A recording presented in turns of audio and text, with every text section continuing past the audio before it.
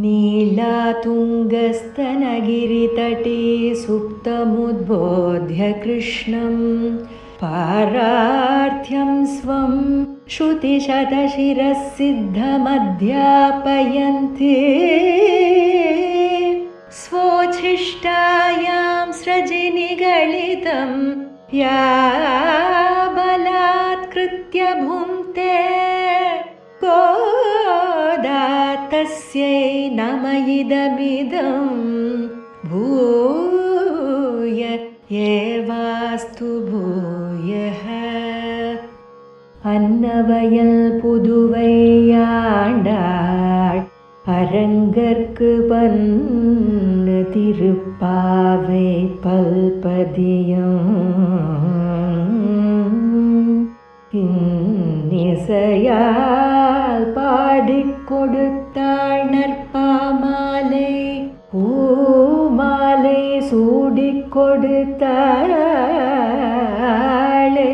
சொல்லு சூடிக் கொடுத்த சுடற்கொடிய தொல்பாவை பாடி அருளவல்ல பல்வளையாய்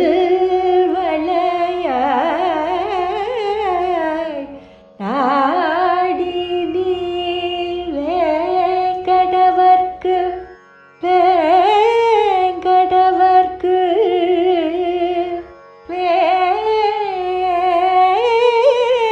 வேங்கடவர்க்கு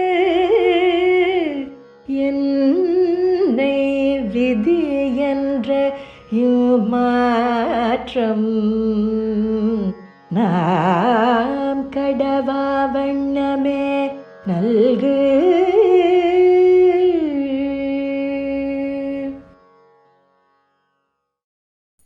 ஸ்ரீமதே ராமானுஜாய நமஹ. ஆழ்வார் எம்பெருமானார் ஜீயர் திருவடிகளே சரணம். ஸ்ரீமச்சடாரியதிராஜ கிருபாஸ்வலம்பம் சௌமியோ பயந்த்ரு ககனாத்ரி முனீந்திர பக்தம் வேதாந்த யுக்ம விஷதீகர பிரவீணம் ராமானுஜம் யதிவரம் குருமாஸ்ரயாமஹா.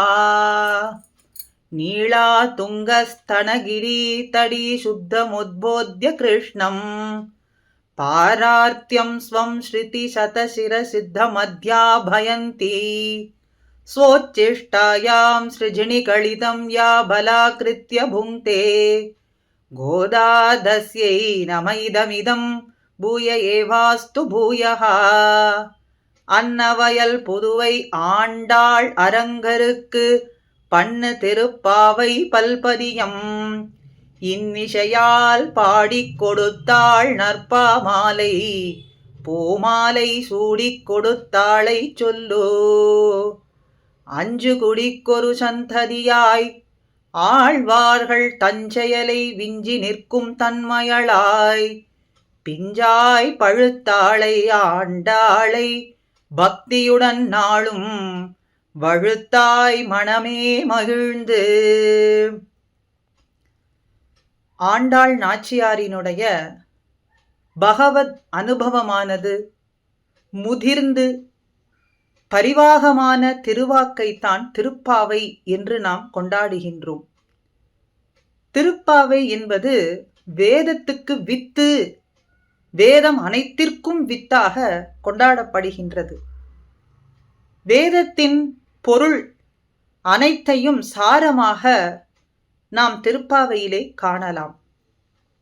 ஆண்டாள் நாச்சியார் தன்னை ஒரு கோபிகையாகவும் திருவில்லிபுத்தூரே திருவாய்ப்பாடியாகவும் அங்கே எழுந்தருளியிருக்கும் வடபெரும் கோயிலுடையான் அவனையே கண்ணனாகவும் பாவித்து அந்த எம்பெருமான் சந்நிதியே நந்தகோபரினுடைய திருமாளிகையாகவும் கொண்டு தன் தோழிமார்கள் அத்தனை பேரையும் கோபஸ்திரீகளாக பாவித்து அத்தனை பேரோடு கூடி எம்பெருமானையே உபாயமாக கொண்டு கிருஷ்ணானுபவம் அனுபவித்து அவனை பெற்று அவன் திருவடிகளுக்கு கைங்கரியம் செய்ய அவன் உகந்திருக்கும்படியான அந்த கைங்கரியத்தை பெறுவதற்காக நோன்பு நோற்றாள்.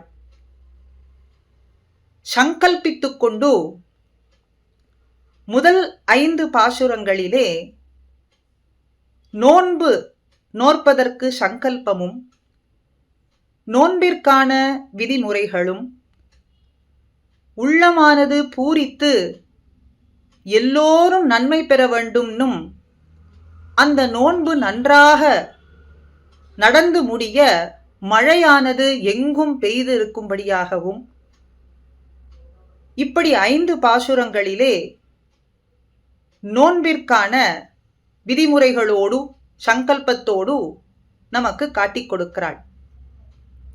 நம்முடைய ஸ்ரீ வைஷ்ணவ சம்பிரதாயத்திலே பூர்வாச்சாரியர்கள் அனுஷ்டித்து காட்டியது பகவத் விஷயம். பகவத் சேஷத்துவத்தை காட்டிலும் பாகவத சேஷத்துவமே மிக உயர்ந்தது என்று பூர்வாச்சாரியர்கள் அத்தனை பேரும் தாங்கள் அனுஷ்டித்து போந்தும் நமக்கு காட்டிக் கொடுக்கிறார்கள். நம்முடைய ஆத்மஸ்வரூபத்துக்கு எது உயர்ந்தது? அடிமைப்பட்டிருப்பது, சேஷபூதர்களாக நாம் இருப்பது.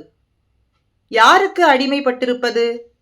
அந்த எம்பெருமானுக்கு, அந்த பகவானுக்கு அடிமைப்பட்டிருப்பது.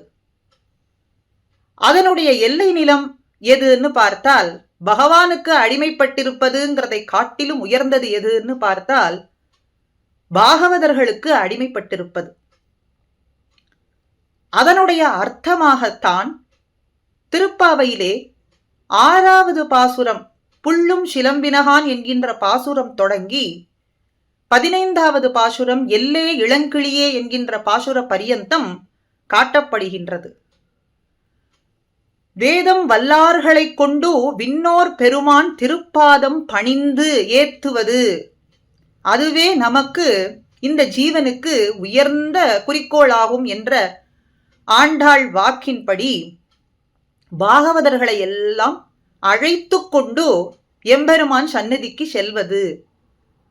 அப்போ அந்த பாகவதர்களை முறையாக, ஒவ்வொரு பாகவதர்களை எல்லாம் முறையாக எழுப்பி சேர்த்து கொண்டு தன்னுடைய கோஷ்டி, அடியார்கள் கோஷ்டியாக சேர்ந்து எம்பெருமானுடைய சந்நிதிக்கு செல்லும் விதமாக இந்த பாசுரங்கள் 10 பாசுரங்கள் அமைந்திருக்கின்றது.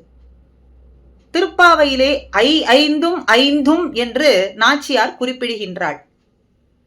முதல் 5 பாசுரங்கள் பாசுரம் 1 5வது பாசுர பரியந்தம். அடுத்த 5 சொல்றாளே, 6 15 10 பாசுரங்கள். இதை 5 எப்படி பிரிக்கலாம் என்றால் 6, 7, 8, 14, 15 இந்த 5 பாசுரங்கள் பாகவதர்களை எழுப்பும்படியாக அடையாளங்களை, பொழுது விடிந்ததற்கான அடையாளங்களை கொண்டுள்ள பாசுரங்களாக அமைந்திருக்கின்றது.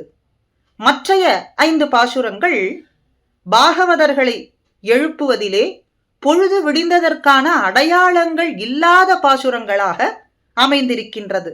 ஆக இதனாலே 5 என்று பிரித்து சொல்லப்பட்டது.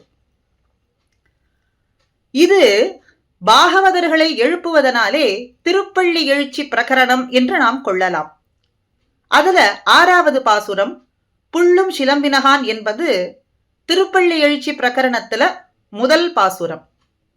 இன்று நாம் அனுபவிக்க போகும்படியான 7வது பாசுரமானது திருப்பள்ளி எழுச்சியினுடைய பிரகரணத்துல 2வது பாட்டு. 6வது பாசுரத்துல பிள்ளாய் என்று ஒரு பெண் பிள்ளையை இந்த பாகவத கோஷ்டிமார்கள் எல்லோரும் எழுப்புகின்றார்கள். அவளுடைய திருமாளிகைக்கு முன்பு வந்து நின்று உள்ளே உறங்கி கிடக்கிற பெண் பிள்ளையை எழுப்புகின்றார்கள். இந்த பெண் பிள்ளையானவள் பகவத் விஷயத்திற்கு புதியவள், பகவத் விஷய ருச்சிக்கு புதியவளா இருப்பதனாலே அவளுக்கு பாகவத ஏற்றமும் அறிந்திருக்க வாய்ப்பில்லை. அதனாலே அவளை எழுப்பி தங்களுடைய கோஷ்டியோடு சேர்த்து கொண்டு எம்பெருமான் திருச்சன்னதிக்கு செல்கின்றார்கள். இந்த 7வது பாசுரத்துல பேய் பெண்ணே என்று குறிப்பிடுகின்றார்கள். இந்த பாகவத கோஷ்டியிலே இருக்கக்கூடிய பெண் பிள்ளைகள் பகவத் ருச்சி நன்கு அறிந்தவள், பாகவதர்களினுடைய ஏற்றத்தையும் நன்கு தெரிந்தவள். ஆனாலும் தெரிந்து வைத்தும் மறந்து போய் உள்ளே உறங்கிக் கிடக்கிறவளை பேய்ப்பெண்ணே என்று சொல்லி தங்களோடு சேர்த்து கொண்டு சேர்ந்து எம்பெருமானுடைய கீர்த்திகளை எல்லாம் பாடிப் போகலாம் என்று இருக்கின்றார்கள். எழுப்பின பெண் பிள்ளையை கொண்டு கண்ணனுடைய சன்னதிக்கு செல்லலாகாதா? எதற்காக ஒவ்வொரு பெண் பிள்ளையாக எழுப்பிக் கொண்டு செல்கின்றார்கள் ஆண்டாளோடு மற்ற தோழிகளும்? முதல்லே சொன்னது போலே ஆண்டாள் திருவில்லிபுத்தூரையே திருவாய்ப்பாடியாக பாவித்துக் கொண்டாள். 5 லட்சம் குடிப்பெண்கள் திருவாய்ப்பாடியிலே இருக்கிற பொழுது இந்த 5 லட்சம் குடிப்பெண்களாக பாவித்த இந்த கோபஸ்திரீகள் தோழிகள் அத்தனை பேரையும் சேர்ந்து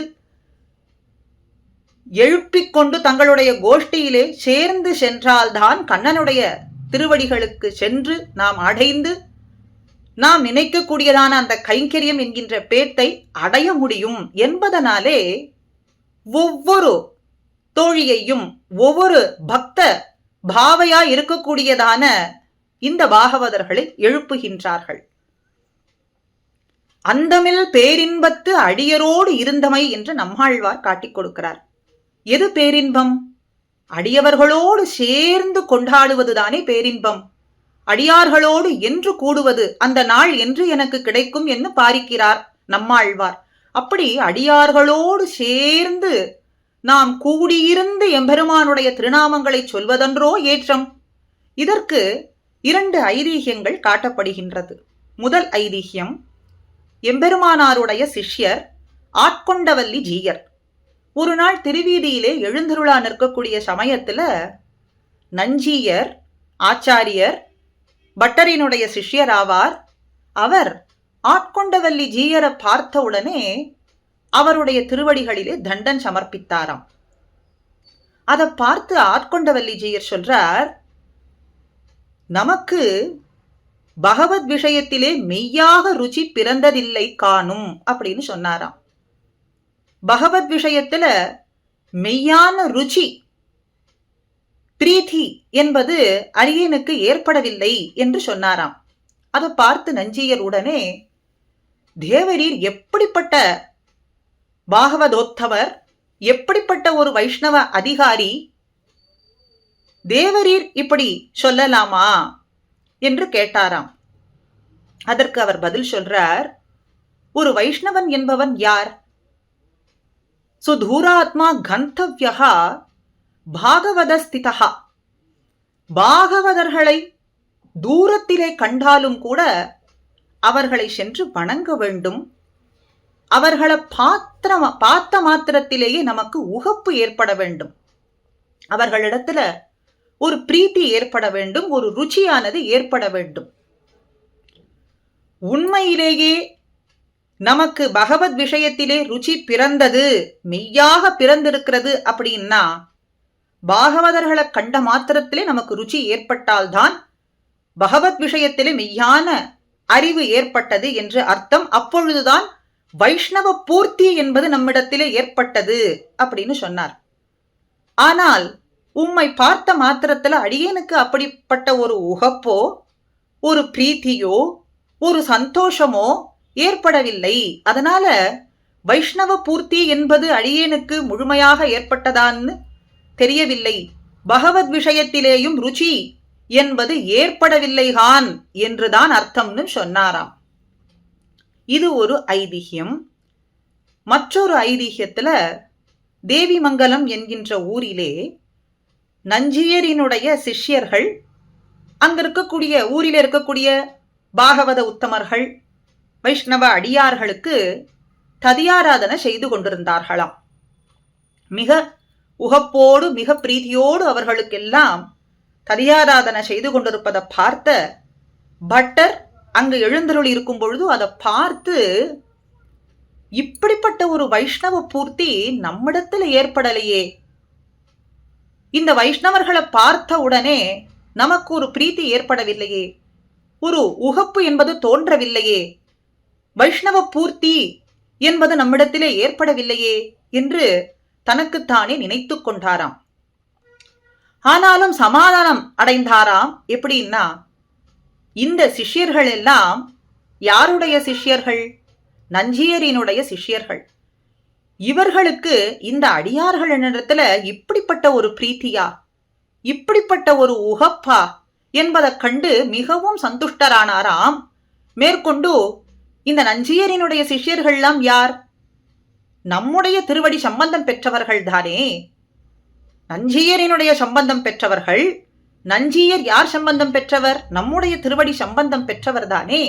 அதனாலே அவர்களிடத்தில் இருக்கக்கூடிய இந்த வைஷ்ணவ பூர்த்தியானது நம்மளவிலேயும் வெள்ளமிடும், நம்மளவிலேயும் வந்து சேரும் என்று சமாதானம் கொண்டாராம்.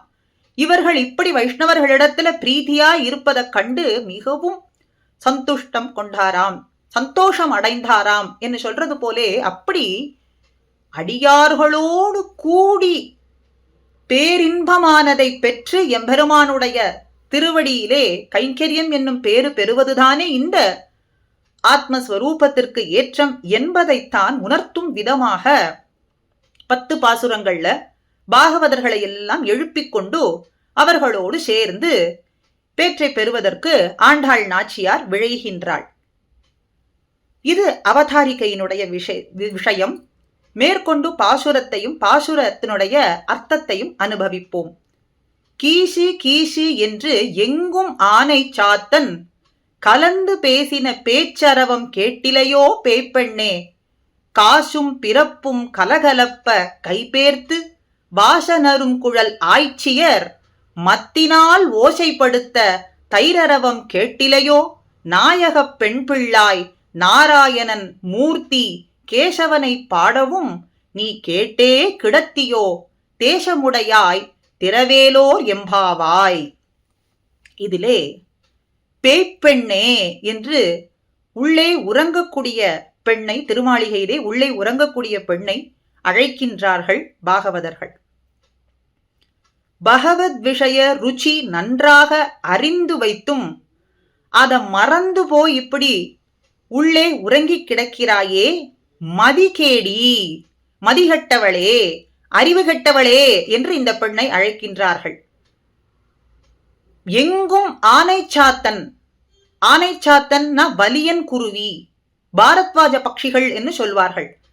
அந்த பாரத்வாஜ பட்சிகள் விடிந்ததற்கு அடையாளமாக எங்குமே ஓசை எழுப்பிக் கொண்டு செல்கின்றதே. கீசு கீசு என்று கீச் கீச்னு ஓசையை எழுப்பிக் கொண்டு செல்கின்றதே. மேலும் காசும் பிறப்பும் கலகலப்ப, ஆய்ச்சியர்கள்லாம் காசு பிறப்பு அச்சத்தாலி முளைத்தாலி என்கின்ற ஆபரணங்களை எல்லாம் அணிந்து கொண்டு கல கலன்னு சத்தம் எழுப்பும்படியா இருக்கே. அவர்களுடைய ஆபரணங்களினுடைய ஓசையானது கல கலன்னு சத்தம் எழுப்புகின்றதே. அந்த ஓசையோடும் அவர்கள் கை வலிக்க வலிக்க மத்தினாலே தயிரை கடைகின்றார்களே. மத்தினால் ஓசை படுத்த தைரரவம் கேட்டிலையோ. மத்தினாலே அந்த தயிர் அத்தனையும் கடைய அந்த ஓசையும் தயிர் அரவத்தினுடைய, தயிர் அரவம்னா தயிரினுடைய ஓசையும் உன்னுடைய காதிலே விழவில்லையா? நாயகப் பெண் பிள்ளாய், எங்களுக்கெல்லாம் நாயகியாய் இருப்பவளே, தலைவியாய் இருப்பவளே, நீ இப்படி உள்ளே உறங்கி கிடக்கலாமா? மேலும் நாராயணன் மூர்த்தி கேசவன் என்று எம்பெருமானுடைய நாமங்களை சொல்கின்றார்கள். நாராயணன் கண்ணுக்கு தெரியாதபடிக்கு எழுந்தருளிருக்கக்கூடியவன் எம்பெருமான் வாத்சல்யத்தோடு மூர்த்தியாய் ஒரு ரூபமா கண்ணுக்கு தெரியும்படிக்கு வந்து அவதாரம் பண்ணி, இங்கே கண்ணனாக திருவவதாரம் பண்ணி கேசவன் என்று எதிர்வந்த அந்த விரோதியான கேசி என்கின்ற அரக்கணம் முடித்ததனாலே கேசவன் என்ற திருநாமம் பெற்றவனை நாங்கள் பாடவும் வாயார பாடிக்கொண்டிருக்கின்றோமே. இந்த நாம சங்கீர்த்தனத்தினுடைய ஓசையை கேட்டும் நீ உறங்கி கிடக்கின்றாயே. தேசமுடையாய், தேஜசு உடையவளே, மிக்க ஒளி மிகுந்திருக்கும்படியான ஒளியை உடையவளே, திரவேலோர், கதவை திறந்து வந்து எங்களுடைய கோஷ்டியிலே நீ சேர்ந்து கொள்ள வேண்டும் என்று உறங்குகின்ற பெண்ணை பார்த்து அழைக்கின்றார்கள். மேலே பாசுரத்தினுடைய அர்த்தம். 6வது பாசுரத்திலே புள்ளும் சிலம்பினது, பறவைகள்லாமும் ஒளி எழுப்பினது, நீ இன்னும் உறங்கிக் கிடக்கின்றாயே என்று வெளியிலே திருமாளிகை முன்பு காத்திருந்த கோஷ்டிமார்கள் உள்ளே உறங்குகின்ற பெண்ணை பார்த்து சொல்ல, அவளோ பகவத் விஷயத்தினுடைய ருச்சியே அறியாதவள். அதனாலே அவளை எழுப்பிக் கொண்டு தன்னுடைய கோஷ்டியிலே சேர்த்து கொண்டார்கள். இங்கே 7வது பாசுரத்துல ருச்சி அறிந்தவளான இவளை எழுப்புவதற்கு இவர்கள் திருமாளிகை முன்பு நின்று கொண்டு, பொழுது விடிந்ததம்மா, நீ இன்னும் உறங்கிக் கொண்டிருக்கலாமா, எழுந்திருக்க வேண்டாமா அப்படின்னு இவர்கள்லாம் சொல்ல, பொழுது விடிந்து விட்டதா, இன்னும் விடியவே இல்லையே, பொழுது விடிந்ததுன்னா அதுக்கு அடையாளங்கள் இருக்க வேண்டுமே, அடையாளங்களை எல்லாம் சொல்லுங்கள் பார்க்கலாம் அப்படின்னு இவள் சொன்னாளாம். கீசு கீசு என்று ஆனைச்சாத்தன் பறவையானது பேசா நின்றது அப்படின்னு இவர்கள்லாம் சொல்றார்கள். கீச்சு கீச்சு என்ற சப்தமானது எங்குமே பரவி நிற்கின்றதே, இந்த ஒலியானது உனக்கு கேட்கவில்லையா அப்படின்னு கேட்கின்றார்கள். இதுல ஒரு அக்ஷரங்களானது அக்ஷர கூட்டங்களானது சேர்ந்தால்தான் சொல் என்று நாம் சொல்வோம், சொல் என்று சொல்லப்படும். அந்த சொற்களினால் தான் அர்த்தங்கள் என்பது ஸ்புரிக்கும், அதற்கு மேலே அதை அனுபவிக்க முடியும், மேற்கொண்டு அது வாக்கியமாக தொடரும். இங்கே கீசு கீசு என்று சொன்னால் இதற்கு ஏதாவது ஒரு அர்த்தம் இருக்கான்னா அர்த்தமானது எதுவுமே கிடையாது. அனக்ஷர ராசியாக இருக்கின்றது. அனக்ஷர ரசமாக இருந்தாலும் கூட இனிமையாக இருக்கு காதுக்கு. பொதுவா அக்ஷரங்கள் அதை கூட்டினால் எழுத்துக்கள் வரும், அதனாலே அர்த்தமானது நமக்கு கிடைக்கும், அதை கொண்டு நாம் அனுபவிக்கலாம். ஆனா இங்கே கீசு கீசுங்கிறதுக்கு என்ற இந்த அனக்ஷரத்துக்கு ஒரு அர்த்தமானது கிடையாது, ஆனாலும் கேட்பதற்கு இனிமையாக இருக்கின்றது. அதனாலே அனக்ஷர ரசமாக இருக்கின்ற இந்த சப்தமானது, கீச்சு கீச்சுங்கிற சப்தமானது உன் காதிலே விழவில்லையா? ஆனைச்சாத்தன், ஒரு ஆனைச்சாத்தன் பறவையினுடைய ஓசையை வைத்துக்கொண்டு பொழுது விடிந்ததுன்னு சொல்லலாமா? இது ஒரு அடையாளமா என்று உள்ளே இருந்தவள் கேட்கின்றாளாம். ஒரு ஆனைச்சாத்தன் பறவை இல்லை, எங்குமே ஆனைச்சாத்தன் பறவையானது கீசு கீசு என்று பேசா நின்றது என்று இவர்கள் சொன்னார்களாம். எங்குமே பேசா நின்றதா என்றால் நீங்கள் எதையும் செய்ய வல்லவர்கள், சக்தி படைத்தவர்கள். அதனால என்ன செய்திருப்பீர்கள்? ஆனைச்சாத்தன் பறவை எங்கெங்கெல்லாம் இருக்கின்றதோ அங்கே சென்று நீங்கள் கலக்கி இருப்பீர்கள். அவைகளை எல்லாம் இதுபோல சத்தம் எழுப்பும்படிக்கு நீங்கள் தான் செய்திருப்பீர்கள் என்று சொன்னாளாம். நாங்கள் செய்ததற்கு ஒன்றுமே இல்லை, அவைகள் அத்தனையும் கலந்து பேசினது என்று இவர்கள் சொன்னார்களாம். இப்படி இந்த பறவையினுடைய நாதமானது உன்னுடைய காதிலே விழவில்லையா? பக்ஷிநாதமானது உன்னுடைய காதிலே விழவில்லையா என்று இவர்கள் கேட்க, பிள்ளையாழ்வார் ஆச்சரியமாக சாதிக்கின்றார். பகவத் சபாஸ்ரயணத்துக்கு அனுகூலமான காலம், அதற்கு பக்ஷிநாதம் அல்லது இந்த ஆத்மாவுக்கு உத்தேசியம் இல்லை என்று காட்டுகின்றார். பகவத் சமாஸ்ரயணம் நாம் செய்ய வேண்டும் என்று சொன்னால், பகவன் நாமாவை சொல்லிக்கொண்டு எம்பெருமானுடைய திருவடியை அடைய வேண்டும் என்று சொன்னால் அதற்கு அனுகூலமான காலம் எது? பொழுது விடிந்த காலம்தானே, விடிந்த காலம்தானே. அதற்கு பக்ஷிநாதம் அல்லது இந்த பட்சிகளினுடைய நாதம் அல்லது இந்த ஆத்மாவுக்கு உத்தேசியம் கிடையாது. வேறு ஒரு உத்தேசியமானா பட்சிகளினுடைய நாதம்தான் இந்த ஆத்மாவுக்கு ஏற்றது. அது என்ன சொல்றது? பொழுது விடிந்து விட்டதுன்னு சொல்றது. பகவத் சமாஸ்ரயணத்துக்கு காலம் இது என்று சொல்றது. இதுல உள்ளர்த்தம் பார்த்தோம்னா பூர்வாச்சாரியர்கள் நமக்கு சொல்வது, இந்த பக்ஷிநாதமானது ஆச்சாரியர்களினுடைய உக்தி, ஆச்சாரியர்களினுடைய உபதேசம்தான் என்று காட்டுகின்றார்கள். ஆக பகவத் சமாஸ்ரயணத்துக்கு அனுகூலமான காலத்துக்கு ஆச்சாரியர்களினுடைய உபதேசம் அல்லது இந்த ஆத்மாவுக்கு உத்தேசியம் கிடையாது. ஆக பகவத் சமாஸ்ரயணத்துக்கு செல்ல வேண்டும், அதுக்கு அனுகூலமான காலம், அந்த காலம் எது? எப்பொழுதுன்னா ஆச்சாரியர்களினுடைய உபதேசத்தினாலே கணிந்திருக்குமான காலம் அது. ஆச்சாரியர்களினுடைய உபதேசத்தாலே கனிந்து வந்த காலம்.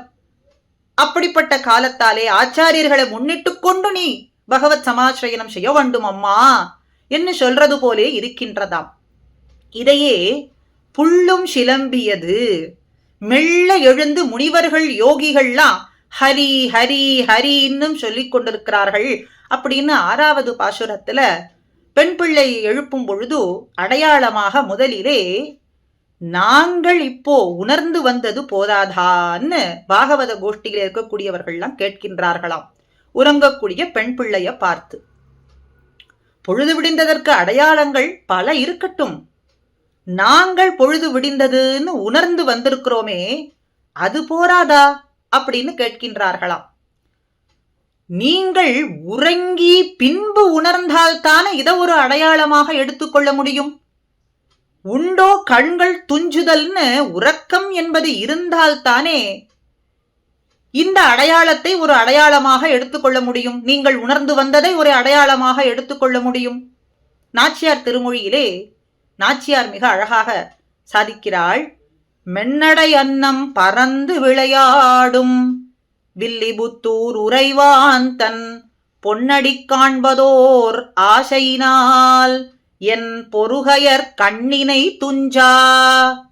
வில்லிபுத்தூரிலே அன்னங்கள்லாம் அழகாக பறந்து பறந்து விளையாடி கொண்டிருக்கின்றது. அப்படிப்பட்ட செழுமையான தேசத்திலே உறைவான் தன் வடபெரும் கோயிலுடையான் வடபத்திர சாயியினுடைய பொன்னடிகள் இணை அடிகள் தாமர அடிகளை காண வேண்டும் என்ற ஆசை, அந்த ஆசையினாலே என்னுடைய கண்கள் உறக்கம் என்பதே மறந்து போனது என்று சொல்றாளாம். அந்த ஆசைக்கே என்னுடைய உறக்கத்தை நான் பலி கொடுத்தேன். உறக்கம் என்பதே சிறிது கூட இல்லாமல் போனது, கண்கள் மூடுதல் என்பதும் இல்லாமல் போனது என்று சொல்றது போலே உறங்கி உணர்தல் என்பதை செய்தால்தானே உணர்வது அப்படிங்கிற அடையாளத்தை இங்கே எடுத்துக்கொள்ள முடியும் என்று சொல்றது போலே இங்கே இந்த கீசிகி என்கின்ற 7வது பாசுரத்துல நாங்கள் ஒன்றும் செய்யவில்லை அம்மா, அதுவாகவே இந்த ஆனைச்சாத்தன் பறவைகள் எல்லாம் கலந்து கலந்து ஒன்றோடு ஒன்று பேசிக்கொண்டது என்று இவர்கள் சொல்ல உறங்குகின்ற பெண் பிள்ளை கேட்கின்றாள், கலந்து பேசினதா? அதற்கு அடையாளம் என்ன? நீங்கள் எப்படி அது கலந்து பேசினது என்பதை அறிந்து கொண்டீர்கள் அப்படின்னு கேட்க, இந்த ஆண் பறவையும் பெண் பறவையும் ஒன்றோடு ஒன்று கூடி இருந்து பகலிலே நெடுந்தூரம் பிரிந்து செல்வதனாலே, உணவுக்காக பிரிந்து செல்றதனாலே, அந்த பிரிவாற்றாமையினாலே இப்படி பிரிந்திருக்க போகின்றோமே, கூடியிருந்து பின்பு இப்படி பிரிய போகின்றோமே, நெடுநேரம் பிரிந்திருக்க போகின்றோமே என்கின்ற ஒரு தளர்த்தியினாலே, அந்த பிரிவாற்றாமையினாலே அதனுடைய குரலிலே கேட்கும்படியான அந்த துவனியானது உன்னுடைய காதிலே விழவில்லையா என்று கேட்கின்றார்களாம். இப்படி சொன்ன உடனே அந்த துவனியை கேட்டவுடனே நீ என்ன செய்திருக்க வேண்டும்? கண்ணனுடைய முகத்தை கண்டால் அல்லது நான் தரித்திருக்க மாட்டேன் என்று நீ எழுந்திருந்து வந்திருக்க வேண்டாவா? நீ இப்படி இன்னும் உறங்கிக் கொண்டிருக்கின்றாயே என்று சொல்றாளாம். பெருமாள் வாசலிலே சென்று கவி பாடக்கூடியவர்கள், ஏத்தாளிகள் எல்லோரும் இப்படி ஸ்தோத்திரம் பண்ணிக்கொண்டும் புகழ்ந்து கொண்டும் அவரை எழுப்ப வேண்டியதா இருக்க, மாளிகையிலே வசிக்கக்கூடியவர்களுக்கு இப்படிப்பட்டதுதானே சுப்பிரபாதமாக இருக்கும், அவர்களை எழுப்பும்படியான பிரகரணமாக இருக்கும். அப்படி இருக்க அதை விட்டு விட்டு பக்ஷிநாதத்துக்கு முன்பே, அதை கேட்பதற்கு முன்பே எழ வேண்டும்னும் கேட்ட பின்பும் எழ வேண்டும்னு சொல்கின்றீர்களே, இது என்ன ஒரு தர்மஹானி என்று உறங்கி கிடக்கிறவள் நினைத்தாளாம். இப்படிப்பட்ட ஒரு தர்மஹானியா? இது என்ன செய்வது? பறவையினுடைய நாதத்தை கேட்டு எழுவதா அப்படின்னு மாளிகையிலே வசிக்கக்கூடியவர்கள் நினைப்பது போல, பெருமாளுக்கு உறங்கி கிடக்கும் சமயத்துல கவி பாடக்கூடியவர்கள் வந்து எழுப்புவது போலேன்னா இருப்பது. இப்படி இவர்கள் பக்ஷிநாதம் கேட்டு எழ வேண்டும்னு சொல்றார்களே என்று நினைத்து கொண்டாளாம். இவர்கள் இவ்வளவு சொல்லியும் அவள் பதில் ஏதும் சொல்லாமையாலே உறங்கி கிடக்கிறத பார்த்து இவர்கள் கேட்கின்றார்கள், உள்ளே ஏதும் கிருஷ்ணானுபவம் பண்ணி கொண்டிருக்கின்றாயா, ஆரவாரம் ஏதும் நடந்து கொண்டிருக்கின்றதா என்று மர்மமாக கேட்கின்றார்களாம். அதாவது பொடி வைத்து சொல்றது அப்படின்னு சொல்வது. மர்மமாக இவ்வளவு இந்த பட்சிகளினுடைய நாதம் அத்தனையும் அடையாளமாக சொல்லியும் நீ எழுந்திருக்கவில்லை என்று சொன்னால் உள்ளே ஏதாவது ஆரவாரம் நடந்து கொண்டிருக்கின்றதா என்று கேட்டும் இவள் பதில் சொல்லாததனாலே பேய்ப்பெண்ணே என்று சொன்னார்களாம். பகவத் விஷயத்தை காட்டிலும் ததீய விஷயமே ஏற்றம் உடையது. பகவத் விஷய பரியந்தம் பாகவத விஷயம், பகவத் அனுபவ பரியந்தம் பாகவத அனுபவ பரியந்தம் என்பதை நன்கு தெரிந்தவள். பகவத் விஷயத்தினுடைய ஏற்றத்தை காட்டிலும் பாகவதர்களுடைய அனுபவமும் அவர்களுக்கு அடிமை செய்வதும் தான் ஏற்றமும் என்பதை நன்னாக தெரிந்து வைத்துக் கொண்டவள். ஆனாலும் அதை மறந்து போய் உள்ளே உறங்கிக் கிடக்கின்றாயே, அதனாலே பேய்ப்பெண்ணே, மதிகேடி, மதியானது கெட்டவளே, அறிவு கெட்டவளே என்று சொல்றார்கள். இவர்களுக்கு அறிவு எது?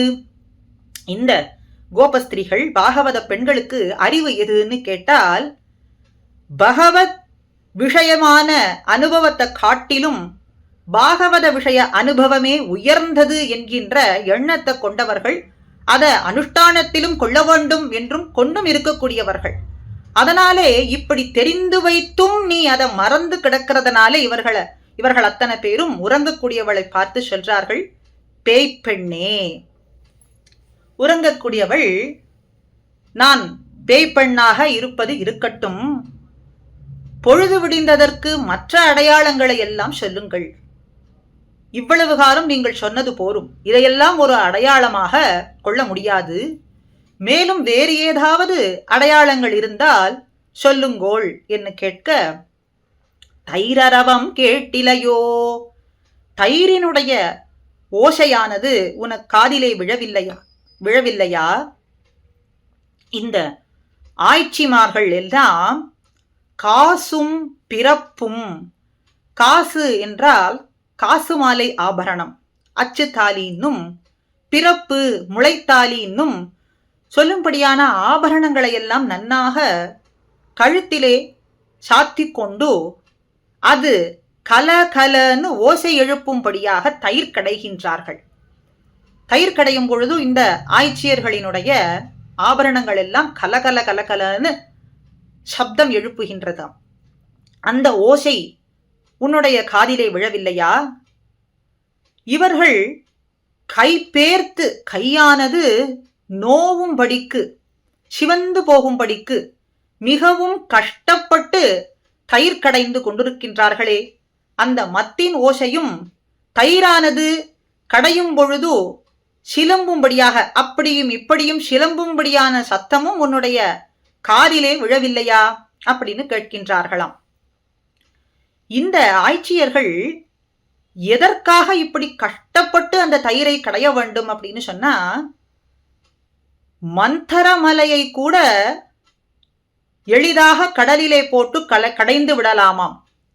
ஆனால் இந்த தயிரை கடைவது, ஆய்ப்பாடியிலே தயிரை கடைவதுங்கிறது மிகவும் கடினமான காரியமாகும். கெட்டியாக வெட்டி எடுக்கலாம் படிக்கு இருக்கக்கூடிய இந்த தயிரானது கடைவதற்கு மிகவும் கஷ்டமாக இருப்பதனாலே அவர்கள் கைகள்லாம் நோவு பெற்று சிவந்து போயிருக்கிறதாம். இது ஒரு அர்த்தம். மற்றொரு அர்த்தம், கண்ணன் எம்பெருமான் அருகிலே இல்லாமையாலே அவர்கள் கைகள்லாமும் சிவந்து போய் நோவு பெற்றிருக்காம். அதனாலே தயிர் கடைய முடியவில்லையாம். கண்ணன் எம்பெருமான் அருகில் இருந்தாலும் தயிர் கடைய ஒட்டேன்னு சொல்வான் எம்பெருமான். தயிர் கடைந்தால் அந்த தயிரானது மோராகிவிடும். மோரை கண்டாலே எம்பெருமானுக்கு பிடிக்காது. மோரார் குடமுரட்டி முன்கிடந்ததானத்தே என்ன, மோர் பாத்திரத்தை குடத்தை கண்டாலே ஒன்று தள்ளி விடுவான், இல்லை உடைத்து விடுவான். தயிரானது கடைந்தால்தான் இவனுக்கு வெண்ணெய் கிடைக்கும். ஆய்ச்சியர் தொட்ட வெண்ணெய் என்றால் இவனுக்கு உத்தேசியம், பிராமணிகள் வெண்ணெய் என்றால் இவனுக்கு திரஸ்கரம் என்று நம்பிள்ளை சொல்றது போலே, ஆய்ச்சியர்கள் தொட்ட வெண்ணெய், அந்த வெண்ணெய் இவனுக்கு அலாதியான பிரியம் உத்தேசம் என்றாலும் கூட தயிர் கடைய ஒட்டேன் என்று தயிரை அப்படியே விழுங்கி சாப்பிடுவானாம். அதனாலே கண்ணன் பெருமான் அருகில் இருந்தாலும் இவர்களுக்கு தயிர் கடைவது என்பது முடியாத காரியம்.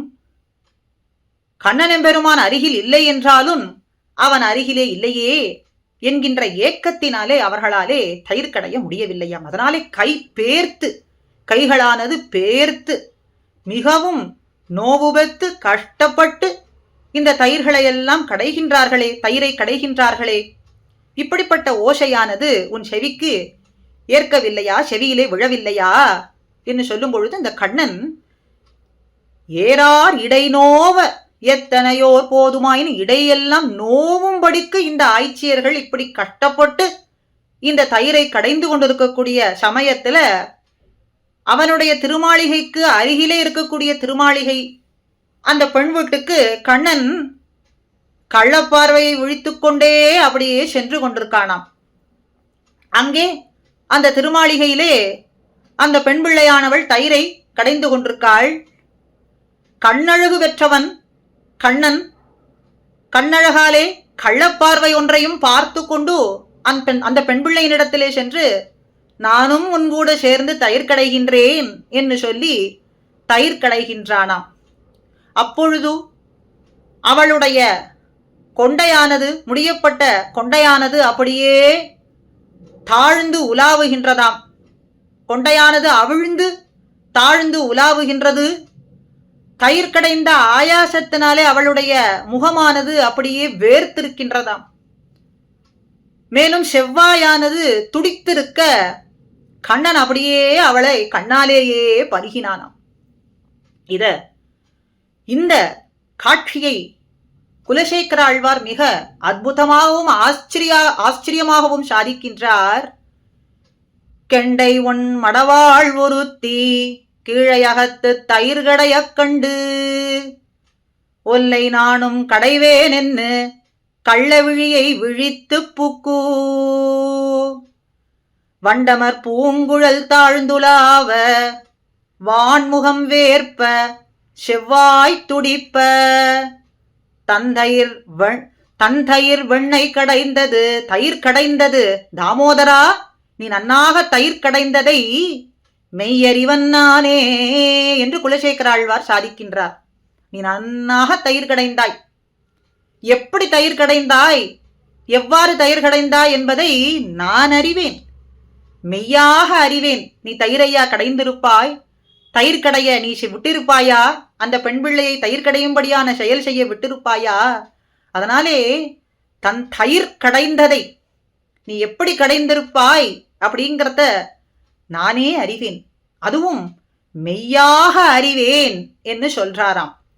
அப்படி மிகவும் இடைநோவ கஷ்டப்பட்டு இந்த தயிரையெல்லாம் கடையும்படியான இந்த ஆய்ச்சியர்களினுடைய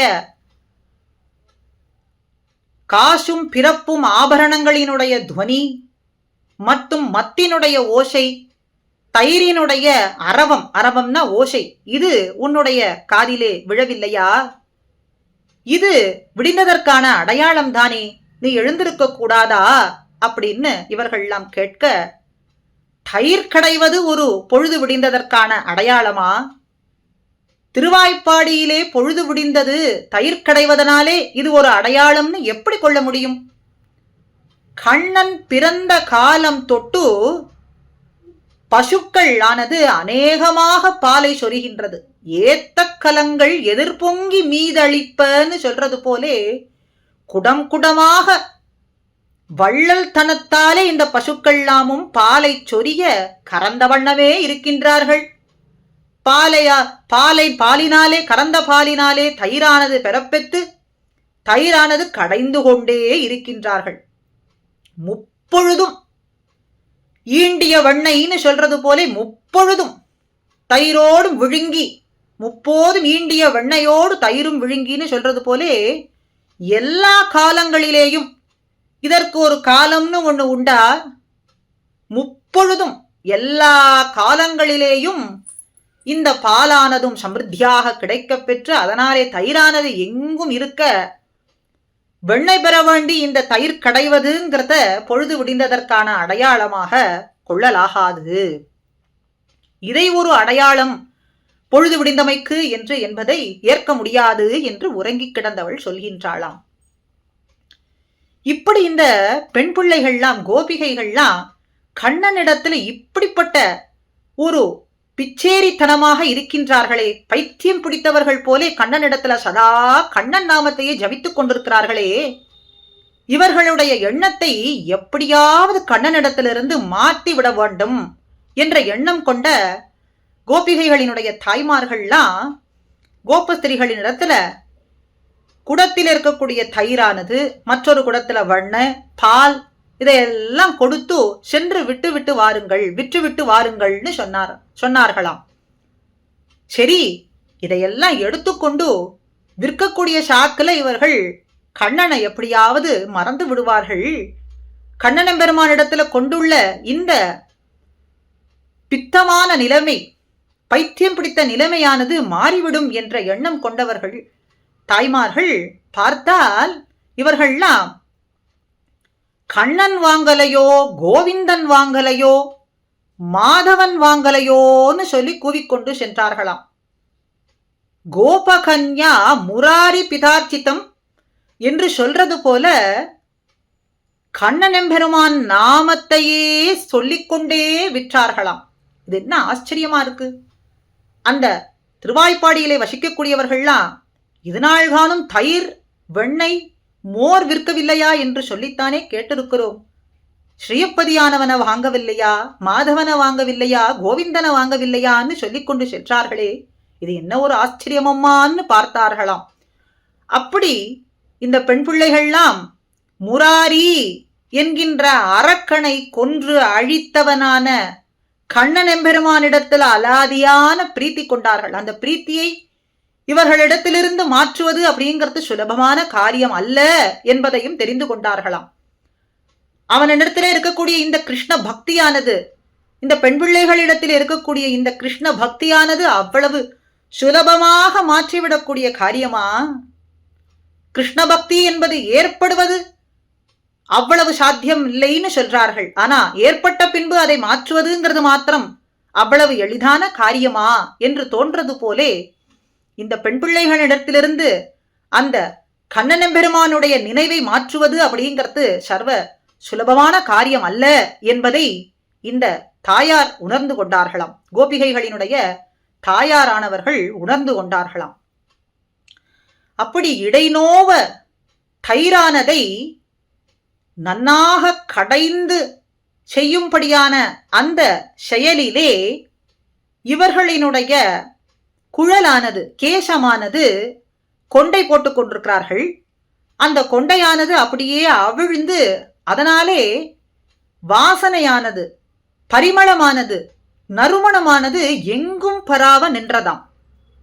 இவர்களுடைய குழலிலே இருக்கக்கூடிய அந்த வாசனையானது எங்குமே பரவி இருக்கின்றது என்று சொன்னா இதற்கு ஒரு திருஷ்டாந்தம் என்னன்னா, பெரியாழ்வார் என்றொரு ஆழ்வார் வடபெரும் கோயிலுடையானுக்கு மால கைங்கரியம் செய்வதற்காகவே, திருமாலை சாத்துவதற்காகவே நந்தவனம் அமைத்து வந்தார்.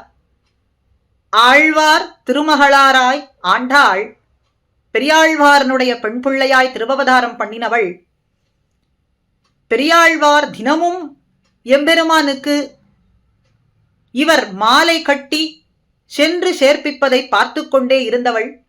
ஒரு நாள் பெரியாழ்வார் தன்னுடைய அனுஷ்டான காரியமாக மாலையை வைத்துவிட்டு குடலையிலே வைத்துவிட்டு சென்றார்.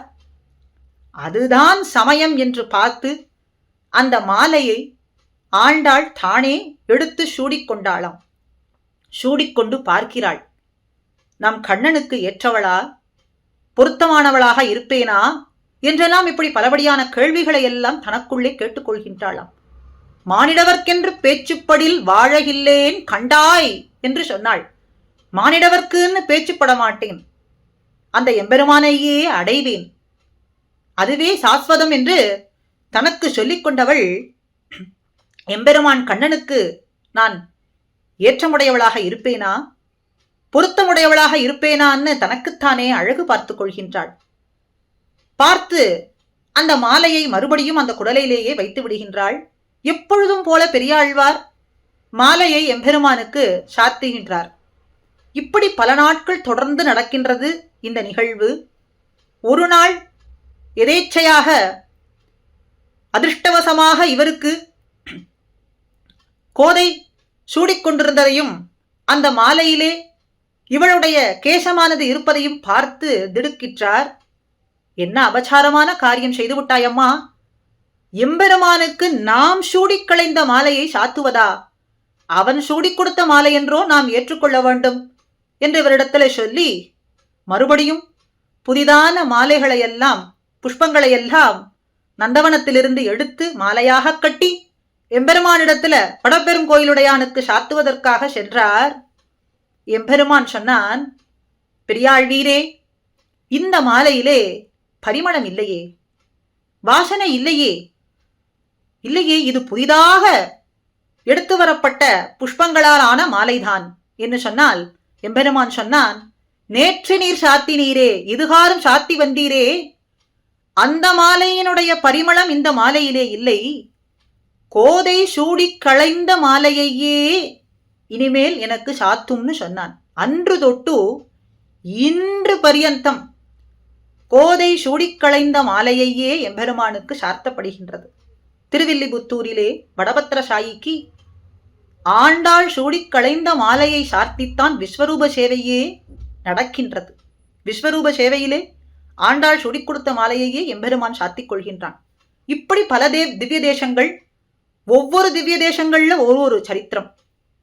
திருவேங்கடமுடையானுக்கும் ஆண்டாளுடைய மாலையை அனுப்ப, ஆண்டாள் சூடிக்களைந்த மாலையை அனுப்ப எம்பெருமான் சாத்திக் கொள்கின்றான். திருமாலிரும் சோலை சுந்தர தோளுடையான் அவனும் சார்த்திக் கொள்கின்றான். ஆனந்தத்தோடே அதி பிரீத்தியோடே ஆண்டாள் நாச்சியார் சூடிக்களைந்த மாலையை ஏற்றுக்கொள்கின்றான். இதுபோலே திருவரங்கத்திலே எழுந்தருளியிருக்கும் திருவரங்கநாதனுக்கு நம்பெருமாள் ஆண்டாள் சூடிக் கொடுத்த மாலையையே தான் சூடிக்கொள்கின்றான். ரங்கநாச்சியார் சூடிக்களைந்த மாலையையோ, உறையூரிலே எழுந்தருளியிருக்கும் கமலவல்லி நாச்சியார் மாலையையோ எம்பெருமான் அணிந்து கொள்வதில்லை. எம்பெருமானுக்கு சார்த்தப்பட்ட மாலைகளை இந்த தேவிகளுக்கு சாத்துகின்றார்கள், பிராட்டிமார்களுக்கு சாத்துகின்றார்களே ஒழிய எம்பெருமான் தான் சார்த்திக் கொள்றது ஆண்டாள் நாச்சியார் சூடிக்களைந்த மாலையை தவிர வேறு ஒன்றும் இல்லை. இந்த மாலைகளை சூடிக்கொள்றதனாலே இவளுக்கு ஒரு பரிமளம் மிகுந்திருக்குமான்னு கேட்டா, இவள் சூடிக்கொள்வதனாலே அந்த புஷ்பங்களுக்கு பரிமளம் இன்னும் அதிகமாகுமே ஒழிய வேறு ஒன்றும் இல்லை. இயல்பாகவே இந்த புஷ்பங்களுக்கு பரிமளம் உள்ளது. ஆனாலும் இன்னும் அந்த பரிமளத்தை மிகுந்திருக்கும்படியாக செய்து அதை தன் நாதனுக்கு கொடுக்க வேண்டும் என்பதனாலே தான் சூடிக்கொண்டு அந்த பரிமளமானது இன்னும் நிறைந்திருக்கும்படிக்கு செய்து அதை எம்பெருமான் ஏற்றுக்கொள்கின்றான் என்பது போலே இந்த ஆய்ச்சியர்களினுடைய குழல் கேசமானது நறுமணமாக இருக்கு. வாச நறுங்குழல், நறுங்குழல் என்றாலே வாசனையுடைய கேசம் என்றுதானே அர்த்தம். மறுபடியும் வாச என்று எதற்கு ஒரு சப்தம், வாச நறுங்குழல் என்று எதற்காக சொல்ல வேண்டும் என்றால், இந்த ஆய்ச்சியர்களுக்கு இடைச்சிகளுக்கு இயற்கையாகவே குழலிலே பரிமளம் என்பது மிகுந்திருக்கின்றது என்பதை சொல்றதற்காகவே வாச நறுங்குழல் என்று இங்கே ஆண்டாள் நாச்சியார் சாதித்திருக்கிறாள். ஆக வாச நறுங்குழல் ஆய்ச்சியர்கள் ஆயாசத்தினாலே இப்படி குழலானது அவிழ்ந்து விழவும், அவர்களினுடைய ஆபரணங்களினுடைய கலகல என்கின்ற ஒலியும், கையானது நோவும் படிக்கும், இடையானது நோவும் படிக்கும் தயிர் கடைகின்றார்களே, தயிரானது மத்தினாலே கடையும் பொழுது ஏற்படக்கூடியதான இந்த ஒலியானது உனக்கு கேட்கவில்லையா, உன் காதிலே விழவில்லையா அப்படின்னு இவர்கள்லாம் வெளியே இருக்கக்கூடியவர்கள்லாம் கேட்க ஒன்றும் பேசாது பெண் பிள்ளையானவள் உள்ளே உறங்கி கிடக்கின்றாள். அதனாலே மேலும் சொல்றார்களாம், நாயகப் பெண் பிள்ளாய், எங்களுக்கெல்லாம் நாயகியானவளே, தலைவியானவளே, பகவத் விஷயத்தை விட பாகவத விஷயம் ஏற்றது என்கின்ற அறிவு பெற்றவளே, அப்படின்னா பாகவதர்களான எங்களோடு சேர்ந்துன்னா நீ இந்த குணத்தை அனுபவிக்க வேண்டும். அதை விட்டு இப்படி உறங்கலாமா? எங்களுக்கு தலைவியா இருக்கக்கூடியவளே, நீ இப்படி இருக்கிறத பார்த்தால் உனக்கு செல்வச் செருக்கு இருப்பதனாலே நீ இப்படி உறங்குகின்றாயோ என்றும் தோன்றுகின்றதுன்னு சொல்றார்களாம். அப்படியா? என்ன செல்வச் செருக்கு இவளுக்கு இருக்குன்னு பார்த்தா, கிருஷ்ணானுபவம் என்கின்ற செல்வம் இவளிடத்திலே இருக்காம். கிருஷ்ண பக்தி என்கின்ற செல்வம் இவளிடத்திலே இருக்காம். அந்த செருக்கினாலே நீ இப்படி உறங்கி கிடக்கின்றாயா? நாயகப் பெண் பிள்ளாய். இப்ப முதல்ல பேய்ப்பெண்ணே என்று அழைத்தார்கள், இப்போ நாயகப் பெண் பிள்ளாய்னு சொல்றார்கள். ரெண்டுக்குமே வாசி இல்லாமல், ஒரு வேற்றுமை இல்லாமல் சொல்றார்களாம். ரெண்டுத்திலேயும் என்ன சொல்றார்கள்? பகவத் விஷயத்தை விட பாகவத விஷயமான அந்த குணமே, அதை அனுபவிக்கக்கூடிய குணமே ஏற்றதுங்கிற அறிவு கொண்டவள். ஆனா அதை மறந்து இப்போ உறங்கி கிடக்கிறாள். அப்படிங்கறதுனாலே எங்களுக்கு தலைவி போன்றவள். ஆனால் அத இப்படி நீ மறந்திருக்கலாமா? அப்படிங்கறதுனாலே நாயக பெண் பிள்ளா, இன்னும் பேய்ப்பெண்ணே, மறந்திருக்கக்கூடியவளே, மதிகட்டவளேங்கிறதுனாலே பேய்ப்பெண்ணேங்கிறார்கள். ஆக நாயக பெண் பிள்ளாய் அப்படின்னும் அழைத்தும் இவள் எழுந்திருக்காமலேயும் பதில் ஒன்றும் சொல்லாமையினாலேயும் இவள் சட்டென்று எழுந்து வர வேண்டும். அதற்கு என்ன சொல்லலாம் என்று பார்க்க, எம்பெருமானுடைய நாமங்களை சொல்லலாம். அவனுடைய சேட்டிதங்களும் குணங்களும் பரிமளிக்கும்படியான நாமங்களை எல்லாம் வாயார சொல்லலாம் என்று நினைத்து கொண்டு நாராயணன், மூர்த்தி, கேசவன் என்று சொல்கின்றார்கள். நாராயணன் சர்வருக்கும் அந்தரியாமியாய் வாத்சல்யத்தோடே கண்ணுக்கு எட்டாதபடிக்கு, கண்ணுக்கு தோற்றம் ஆகாதபடிக்கு எம்பெருமான் எழுந்தருளி இருக்கிறான். எதற்காக இந்த வாத்சல்ய குணம் எதற்காக அவன் கொண்டிருக்கான்னு சொன்னா, சர்வரையும் ரட்சிக்கவே, சர்வரையும் ரட்சிப்பதற்காகவே இப்படிப்பட்ட ஒரு வாத்சல்யம். எம்பெருமான் கண்ணுக்கு எட்டாத தூரத்திலே எழுந்தருளி இருக்கான். 5 நிலைகளிலே எழுந்தருளி இருக்கின்றான் என்று சொல்லப்படுகின்றது. பர, வியூக, விபவ, அந்தர்யாமி, அர்ச்சைன்னு எம்பெருமானுடைய 5 நிலைகள். எம்பெருமான் பரமபதத்திலே எழுந்தருளி இருக்கின்றான். தேவர்களினுடைய கூப்பாடு கேட்பதற்காகவே திருப்பார்கடலிலே வியூக நிலையிலேயும், கிருஷ்ணாவதார ராமாவதாரம் போலே விபவ அவதாரங்களையும் எடுத்துக்கொண்டும், சர்வருக்குள்ளேயும் அந்தர்யாமி என்கின்ற நிலையிலேயும் நாம் இப்பொழுது கண்டு கழிக்கலாம்படிக்கு எல்லா திவ்ய தேசங்களிலேயும் அர்ச்சாரூபமாக எம்பெருமான் எழுந்தருளி இருக்கின்றான். ஆக கண்ணுக்கு தோற்றாதபடிக்கு சர்வருக்குள்ளேயும் அந்தர்யாமியாக எழுந்தருளி இருக்கக்கூடிய எம்பெருமான் ஒருவரை ரட்சித்து மற்றொருவரை ரட்சிக்காமல் விட்டுவிடுகின்றானா? எல்லோரையும் ரட்சிக்கின்றான், சர்வரையும் ரட்சிக்கின்றான். உதாரணத்துக்கு, மனிதர்களான நமக்கு தனசம்பிருத்தி பெற்றவர்களானவர்கள் தங்களை ரட்சித்துக் கொள்கின்றோம் அப்படின்னு நினைத்தால் அந்த தனமானது எல்லா காரியத்தையும் செய்யும்படியான நிலைமை தருமான்னா தராது. எம்பெருமானுடைய ரட்சணை தான் அங்கேயும் செல்லும். சரி, இது மனிதர்களுக்கு.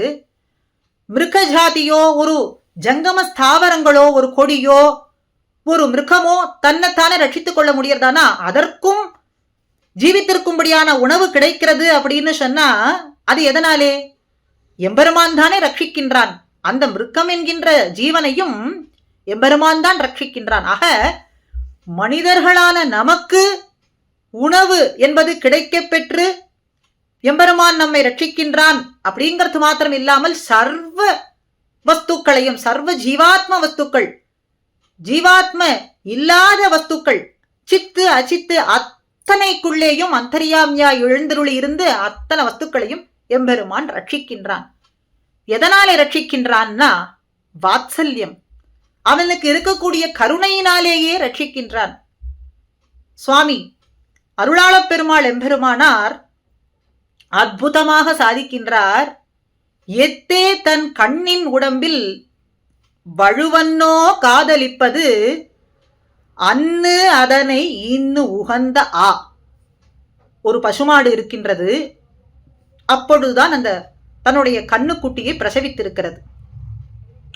அந்த கண்ணுக்குட்டியினுடைய உடம்பில பார்த்தால் எப்படி இருக்கும்? வழுவழுன்னு இருக்கும். ரத்தம், மூத்திரம், மலம் எல்லாம் சேர்ந்து வழுவழுன்னு இருக்கும்.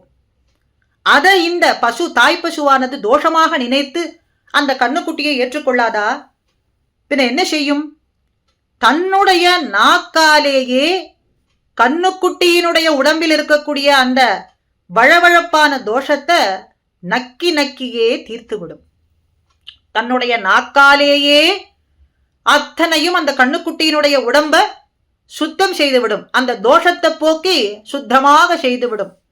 அதுபோல எம்பெருமான் நம்மிடத்தில் இருக்கக்கூடிய குற்றங்களை எல்லாம் குற்றமாக பார்க்காது நத்தமாகவே கொள்கின்றான். தோஷம்னு சொல்லி நம்ம எல்லாம் அவன் ஏற்றுக்கொள்ளாது விட்டால் ஒருத்தரையும் அவன் ரட்சிக்க முடியாது. நம்முடைய தோஷத்தை பார்த்து தோஷம் இல்லாது இருக்கக்கூடியவர்களைத்தான் ரட்சிப்பேன்னு சொன்னா ஒருத்தரையுமே ரட்சிக்க முடியாது. ஆக நம்மிடத்தில் இருக்கக்கூடிய தோஷங்களை எல்லாம் தோஷம், குற்றம் என்று கொள்ளாது அது அத்தனையும் நத்தமாகவே கொள்கின்றான். மேலும் இந்த குற்றங்களை எல்லாம் குற்றம் அப்படின்னு பாராத வண்ணம் செய்வதற்கு பிராட்டிமார்கள் எழுந்தருளி இருக்கின்றார்கள். குற்றம் என்பதே அவன் மறந்து போகும் அளவுக்கு செய்யக்கூடிய வண்ணம் ஸ்ரீதேவி, பூமிதேவி, நீலாதேவிமார்கள்லாம் எழுந்தருளி இருக்க எம்பெருமான் வாத்சல்யத்தோடு நம்மை ரட்சிக்கின்றான். பத்சம் அப்படின்னா கண்ணு. எப்படி தாய் பசுவானது அன்பாலே, காதலாலே, கருணையாலே தன்னுடைய கண்ணுக்குட்டியினுடைய உடம்பில் இருக்கக்கூடிய தோஷத்தை சுத்தமாக்குகின்றதோ, ஏற்றுக்கொள்கின்றதோ, அதுபோல எம்பெருமான் நம்முடைய குற்றங்களை எல்லாம் பாராது நம்மை ஏற்றுக்கொள்கின்றான். அது எதனாலே? நம்மிடத்துல கொண்டிருக்கக்கூடிய வாத்சல்யத்தாலே. அந்த வாத்சல்யம் என்கின்ற குணம் அவனிடத்துல பரிவளிக்கின்றதனாலே எம்பெருமான் நம்மை ஏற்றுக்கொள்கின்றான், நம்ம ரட்சிக்கின்றான். அப்படி நாராயணன் எம்பெருமான் கண்ணுக்கு தெரியாத வண்ணம் எழுந்தருளி இருந்தாலும் வாத்சல்ய குணத்தாலே மூர்த்தியாய், மூர்த்தி ஒரு ரூபமாக, கண்ணுக்கு தெரியும்படியான ஒரு ரூபமாக. அப்படின்னா இங்க எந்த குணம் பரிமளிக்கின்றது? சௌலபியம், நீர்மை, அறப்பெரியவன் ஆனா மிக தாழ்ந்தவர்களோடு கலந்து பரிமாறுதல் என்று சொல்லும்படியான குணம். நாராயணன் சர்வருக்கும் சுவாமியா இருக்கக்கூடியவன், சர்வ வஸ்துக்களுக்கும் அத்தனை பேருக்கும் சுவாமியா எழுந்தருளி இருக்கான். கண்ணுக்கு தெரியாதபடி இருக்கக்கூடியவன் கஷ்டப்பட்டு தவம் செய்து கடுமையான தவம் செய்யக்கூடிய தேவாதி தேவர்கள், பிரம்மாதி தேவர்களுக்கு கூட கண்ணுக்கு இலக்காகாதபடிக்கு இருக்கக்கூடிய எம்பெருமான் தான் கண்ணுக்கு இலக்காகும்படிக்கு மூர்த்தியாய், ஒரு ரூபமாய், சௌலபியத்தாலே, நீர்மையினாலே கலந்து அத்தனை பேரோடும் கலந்து பரிமாறும்படிக்கு. ஸ்ரீ ராமாவதாரத்துல ராமன் எம்பெருமான் வனவாசம் செல்கின்றான். ராமனை காண வேண்டும்னு அந்த வனத்துல கூட்டம் கூட்டமான திரளான முனிவர்கள் எல்லாம் கடுமையாக தவம் செய்கின்றார்கள். அப்படி ரிஷி கூட்டங்கள் அங்கே தவம் செய்து கொண்டிருக்கக்கூடிய சமயத்துல ராமன் எம்பெருமான் அங்கே எழுந்தருளி இருக்கிறத பார்த்து அவர்கள்லாம் அப்படியே என்ன சொல்வதுன்னு தெரியாமல் திகைத்து நின்றார்களாம். எந்த ரூபத்தை காண வேண்டும், எந்த ரூபம் நம்முடைய கண்ணுக்கு இலக்காக வேண்டும் என்று இப்படி தவம் செய்தோமோ அந்த ரூபம் இப்படி எளிதாக நாம் காணலாம்படிக்கு நம் கண்முன்னே விந்து நின்று சேவை சாதிக்கின்றதே அப்படின்னு ராமனை கொண்டாடினார்களாம் அந்த ரிஷிகள்லாம். இந்த கோலத்தை பார்ப்பதற்கு ஆகத்தானே இவ்வளவு கடுமையான தவம் செய்தோம், இப்படி நாங்கள் கண்டு கழிக்கலாம் படிக்கு எங்கள் கண்முன்னே சேவை சாதித்தீரே ராமா எம்பெருமானே அப்படின்னு கொண்டாடினார்களாம். அப்படி அறப்பெரியவன் ஆனால் கண்ணுக்கு தோற்றும்படிக்கு வந்து சேவை சாதிக்கின்றான். சௌலபியத்தாலே, நீர்மை குணத்தாலே இங்கே கண்ணனாக வந்து திருவவதாரம் பண்ணி காட்சி கொடுக்கின்றானாம் இந்த கோபஸ்திரீகளுக்கு. அதனால இந்த பாகவதர்கள்லாம் என்ன சொல்றார்கள்? நாராயணன் மூர்த்தியாய் எழுந்தருளி இருக்கின்றான். மேலும் இந்த சௌலபியத்தாலே எழுந்தருளி இருக்கக்கூடிய எம்பெருமான் விரோதிகளை எல்லாம், ஒருவருக்கு மாத்திரமல்ல சர்வருக்கும் இருக்கக்கூடிய விரோதிகளை எல்லாம் அழித்து தன்னிடத்திலே சேர்த்துக் கொள்வான். பகவத் சமாசிரயணத்துக்கு தடையா இருக்கக்கூடிய விரோதிகள் அத்தனையும் அழிப்பதற்கு வல்லவன், அப்படிப்பட்ட சக்தி படைத்தவன், சர்வ சக்தனவன் அப்படின்னு சொல்றார்கள்.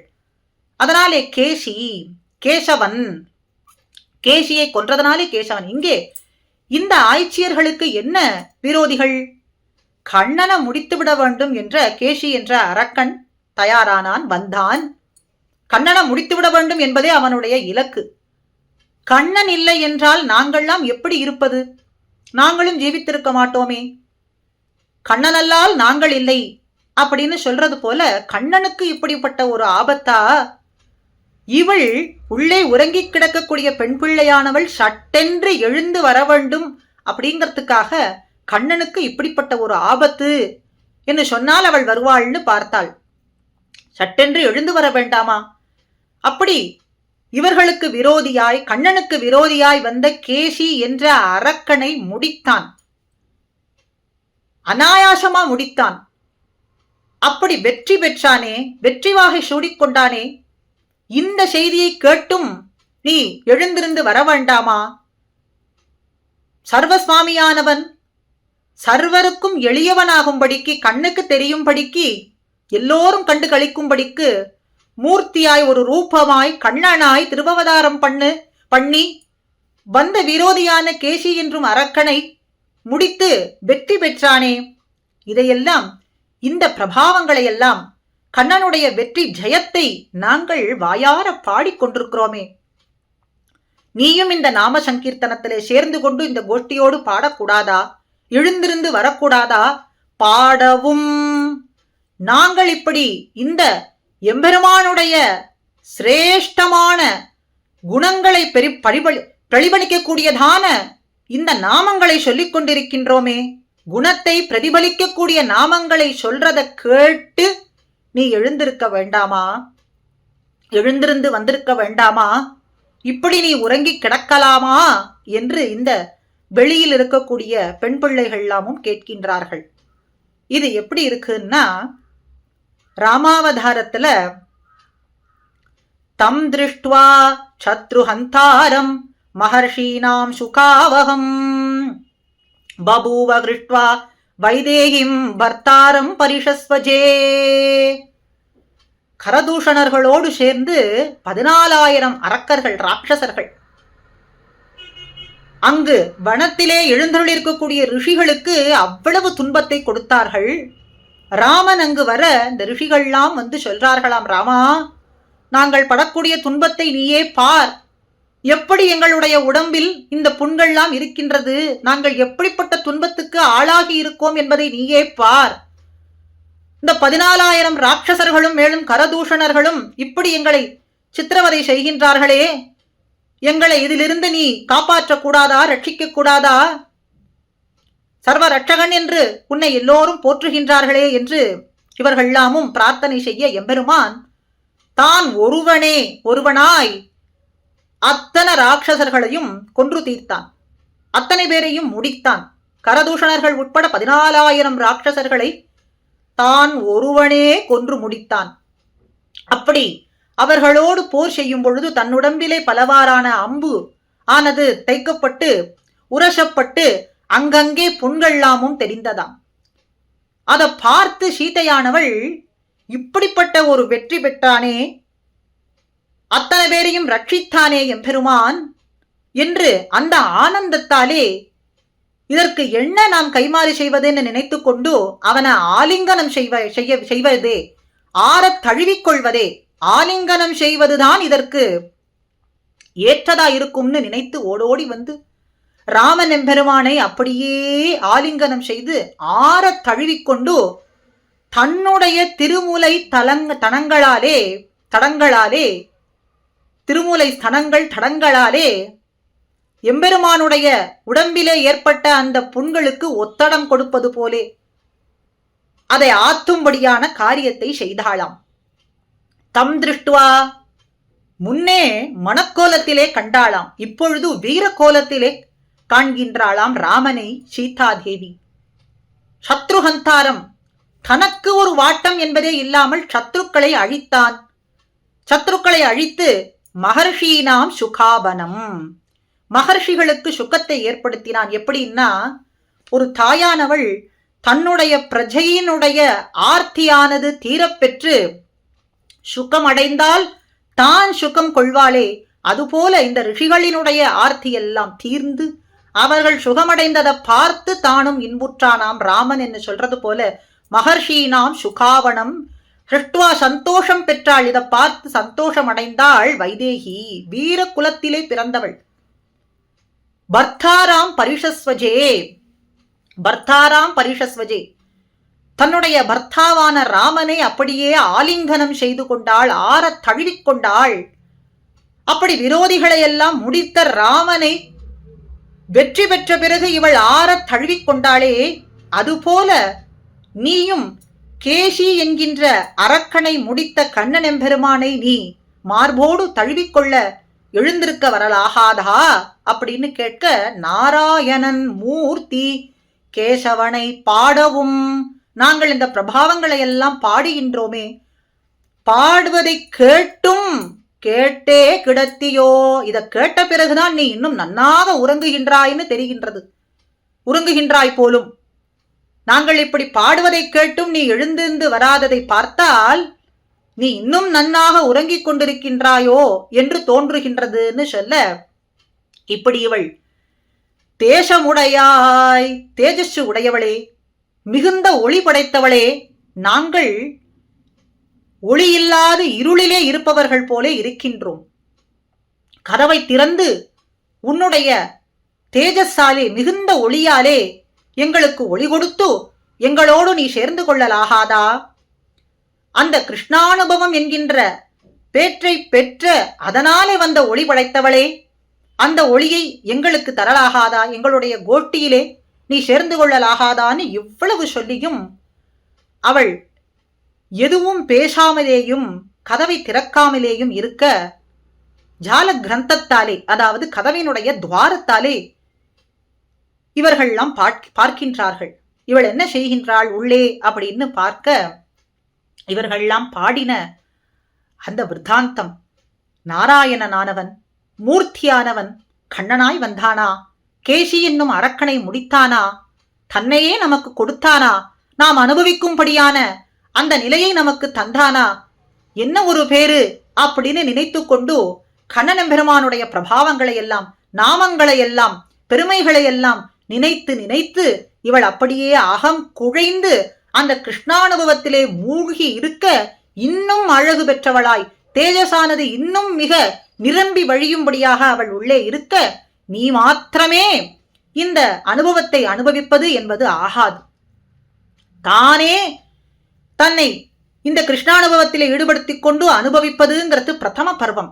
6வது பாசுரத்திலே சொல்லப்பட்ட அந்த பெண் பிள்ளை பகவத் விஷயத்துக்கு புதிதானவள். தானே கண்ணனுடைய அனுபவத்தை அனுபவித்துக் கொண்டிருக்கிறாள் அப்படின்னு சொல்லப்பட்டது. ஆக இது பிரதம பர்வ நிஷ்டை, முதல் நிலை. பாகவதர்களோடு சேர்ந்து அனுபவிப்பது அப்படிங்கிறது தான் சரமமான நிலை, இறுதியான நிலை, ஏற்றமான நிலை. பிரதம நிலை எம்பெருமானை அனுபவிப்பது, மத்தியம நிலை பாகவதர்கள் அனுபவிப்பது, சரமமான நிலை அதிலேயும் சிரேஷ்டர்களான ஆச்சாரியர்களினுடைய திருவடிகளை நினைத்து கொண்டு அவர்களை அனுபவிப்பது, அவர்களின் மூலம் எம்பெருமானை நாம் பெறுவது, அவர்களோடு அவர்கள் காட்டின வழிப்படிக்கு பாகவத கோஷ்டியோடு நாம் எம்பெருமானை அனுபவிப்பது என்று பூர்வர்கள் காட்டினபடிக்கு சரமமான நிலை. பாகவதர்களோடு சேர்ந்து அனுபவிப்பதுதானே ஏற்றம். அதனாலே இந்த அனுபவத்தை உனக்குள்ளேயே தேங்கி வைத்துக் கொள்ளாமல் நீயே அனுபவிப்பது என்பது இல்லாமல் கதவை திறந்து வந்து அந்த ஒளியை எங்களுக்கும் வழங்கி நாங்களும் அந்த ஒளியிலே திளைக்கும்படியாக செய்து நீ எங்களை செய்ய வேண்டும். அதாவது நீ பெற்ற அந்த கிருஷ்ணானுபவத்திலே நாங்களும் திளைத்திருக்கும்படியாக நீ செய்ய வேண்டும் என்று இவர்கள்லாமும் சொல்ல, அவள் எழுந்து வந்து கதவை திறக்க இவர்களோடு சேர்ந்து கொண்டு எம்பெருமானுடைய நாம சங்கீர்த்தனம் திருநாமங்களை எல்லாம் பாடிக்கொண்டு அடுத்த பாகவதரை எழுப்ப செல்கின்றார்கள் 8வது பாசுரத்திலே. இந்த பாசுரத்திலே காட்டப்படக்கூடிய ஆழ்வார் குலசேகர ஆழ்வார். தேசமுடையாய், பேய்ப்பெண்ணே, நாயகப் பெண் பிள்ளாய் என்கின்ற சொற்களின் மூலம் குலசேகர ஆழ்வார் அவரைத்தான் குறிப்பிடப்படுகின்றது என்பதை நாம் அறியலாம். நாயகப் பெண் பிள்ளாய்னா எங்களுக்கு நாயகியாய் இருக்கக்கூடியவளே என்று சொன்னார்கள். ஆழ்வார்களுக்குள்ளே நடுநாயகமாய் விளங்கக்கூடியவர் குலசேகர ஆழ்வார். அதனாலே நாயகப் பெண் பிள்ளாய் என்கின்ற சொல் இங்கே குலசேகர ஆழ்வாரை குறிப்பிட்டதாகவே நாம் எடுத்துக்கொள்ளலாம்.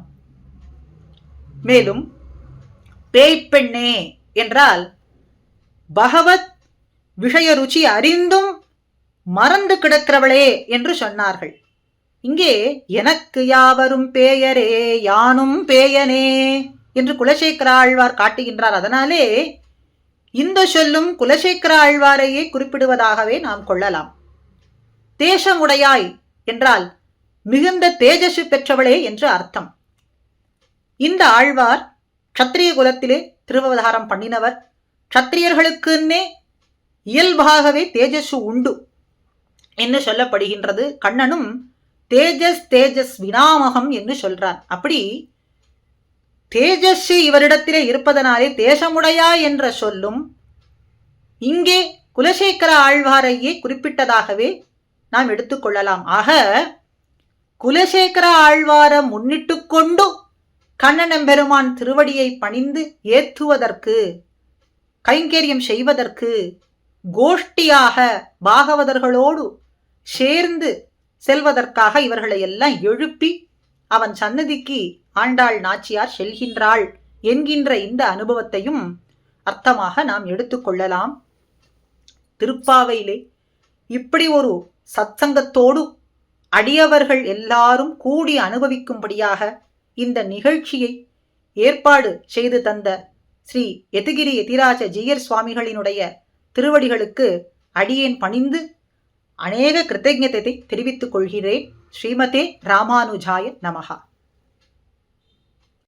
பற்பமெனத்திகள் பைங்கழலும் தன் பல்லவமே விரலும், பற்பமென திகழ் பைங்கழலும் தன் பல்லவமே விரலும், பாவனமாகிய பைந்துவராடை பதிந்த மருங்கழகோ, பாவனமாகிய பைந்துவராடை பதிந்த மருங்கழகும், முப்புரி நூலோடு முன்கையில் ஏந்திய முக்கோல் தன்னழகும், எப்பொழுதும் யதிராசன் வடிவழகு என் இதய துள்ளதால், இல்லை எனக்கெதிர் இல்லை எனக்கெதிர் இல்லை எனக்கெதிரே, இல்லை எனக்கெதிர் இல்லை எனக்கெதிர் இல்லை